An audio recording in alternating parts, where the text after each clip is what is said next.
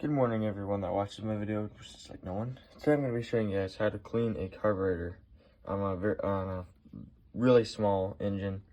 So the first thing I'm going to do with this is I'm going to get all the dirt off of it, so when I clean it, I don't make it any dirtier than it already is. So I'm going to go blow that off with the air compressor and I'll be right back. But it's as much as I'm going to get it for right now.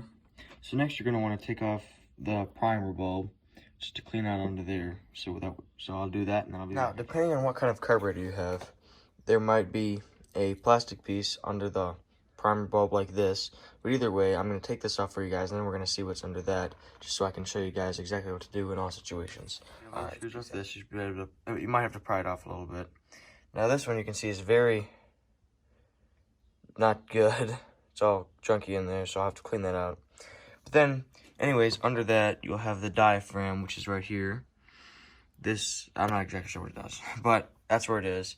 So I'm going to take that off, and then we're going to, this diaphragm is in bad shape, and I might have to try to find a replacement one of those when I put this back together. But now, right now, we're down to the more important parts, which is the needle right there, and the jets and stuff you need to blow out.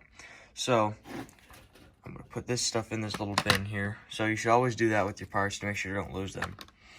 And then I'm going to get to taking this stuff out. It's very important. So now we're going to take the screw out, and we're going to stick it in that little bin right there. And then we're going to carefully pull out this assembly, the pin and whatever that thing is called. I don't really know what it's called. And then there's a spring here.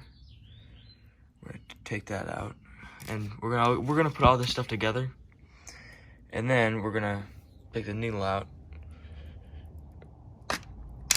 Okay, there it goes. Now, we have all these holes and stuff, which I'm going to go blow out and clean them out.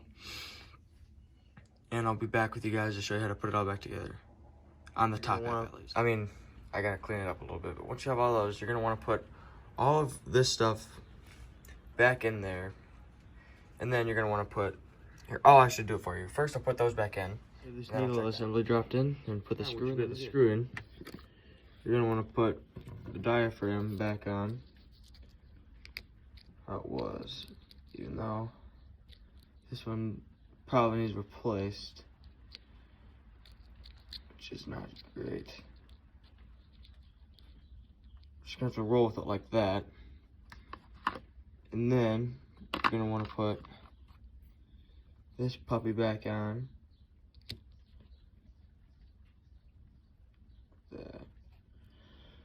And then screw it back on. And I will advise you guys, when you're cleaning your own carburetor, make sure it's much more clean than this is. Like, make sure all the gunk is off of it. But I'm just doing this to show you guys. So we're gonna move on to this side and blow out the jets and the stuff down here. So give me 1 second. Then you're gonna pop. Give me 1 second to take this piece off. Actually, this might be separate here. Yeah, it will. All right. So pop this top piece off, if you have one. And then you have this. So make sure to set that so it does not get dirty. And then you have this, but I won't take that off. So then you're going to want to blow out these holes and stuff. Make sure everything's all clean. Make sure all this is all clean. And then back on. And make sure to clean all that stuff out. And then you're going to want to move on to this part of the carburetor. So as you can see, there's a bunch of holes and stuff. You're going to want to blow everything out.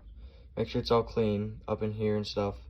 And then you're going to want to put this back on, but I'll of course, back on. You're going to want to put this back on.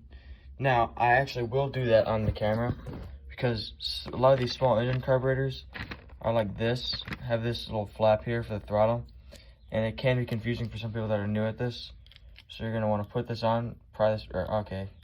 And make sure that's behind that screw, because it might be hard to put on.